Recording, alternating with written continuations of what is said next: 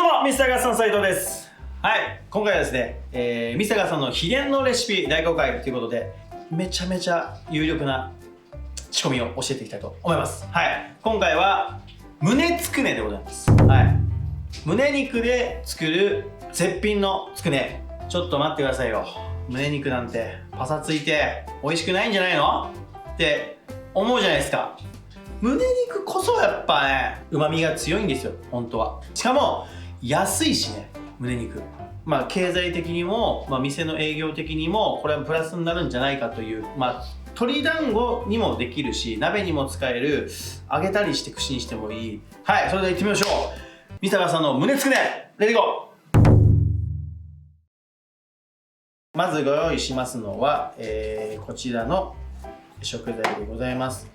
あれ、いろいろ入れちゃうのねっていうのは、皆さんね、見ての通りでございますけども、胸肉を使うんで、いかにふわふわにするか、ふわふわとうまみが強い、で食感もいいつくねにするかっていうので、僕が考えたメニューでございますんで、ぜひ真似してほしいなと思います。はい、まずお豆腐、玉ねぎ、長芋、この状態で大体スーパーに売ってるんでね、すり長芋みたいな感じでとろろですね。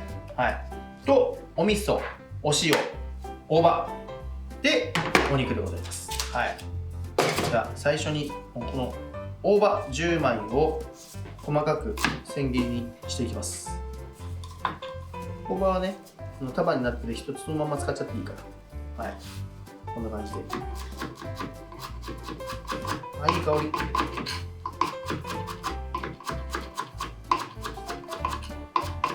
みじん切りにしてもいいんですけど、全然この状態で全体に回るんで、この状態で置いといてください。はい、でもうこれを合わせるだけでございます。超簡単。材料さえしっかり準備すれば合わせて終わりでございます。で、ここの細かいコツみたいなのはちょっと説明していきますね。まず胸肉、300g、ごめんなさい、200g でした。200g 入れます。はい、胸ひき肉ね、スーパーに売ってるね、結構手に入りやすい。で、もも肉を 100g ぶち込みます。もも肉入れるんかいって思った人も今回はちょっとなんていうんですかね、イベントとかで使いたいんで、うまみちょっと上げたいんですけど、皆さんはこの胸肉だけでもちょっとめっちゃ美味しいんでやってみてください。はい、ほぼほぼ胸肉でこう構成されるつくねっていうところのアイデアとして皆さんに説明します。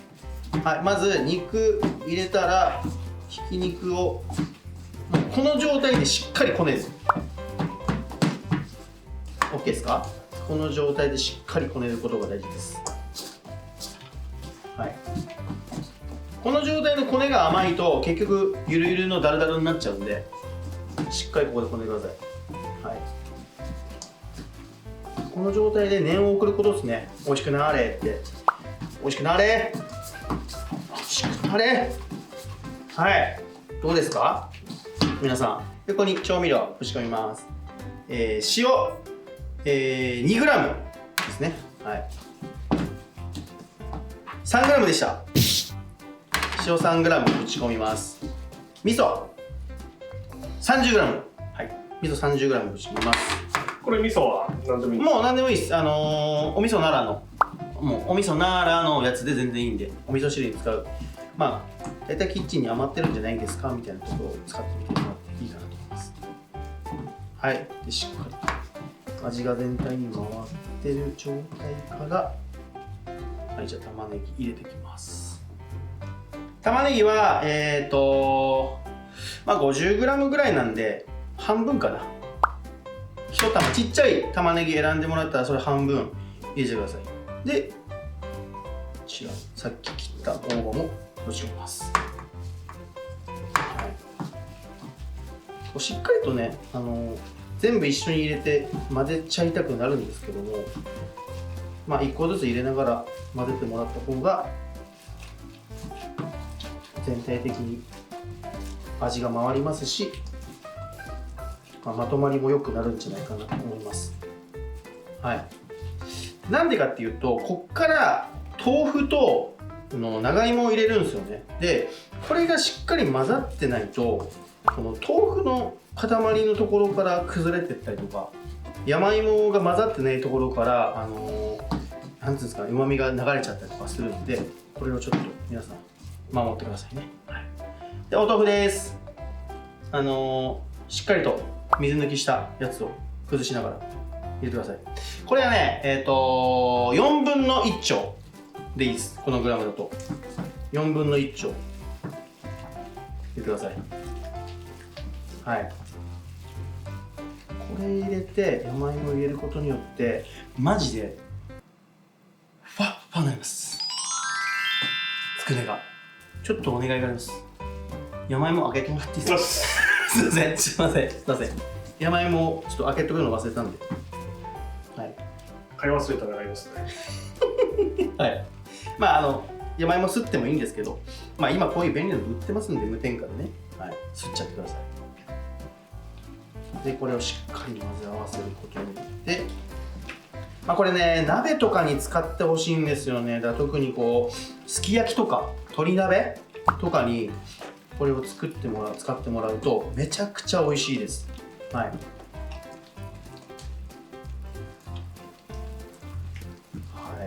どうでしょうか。この粘り気ね、この粘り気が鶏団子とも言えます。ちょっと香りがいいんですよね。この状態でもううまそうな香りしません？します？いや、しないですね。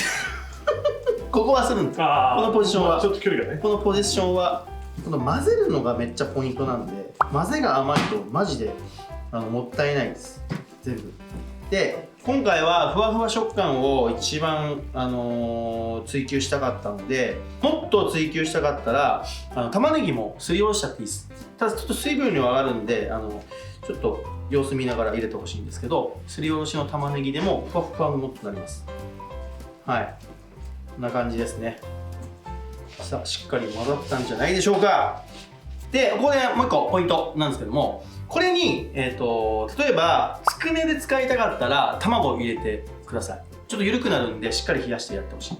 で鍋で使いたかったら食べる直前に卵黄だけ回して食べてもらった方がいいです。これちょっと2種類の派生いけるんで。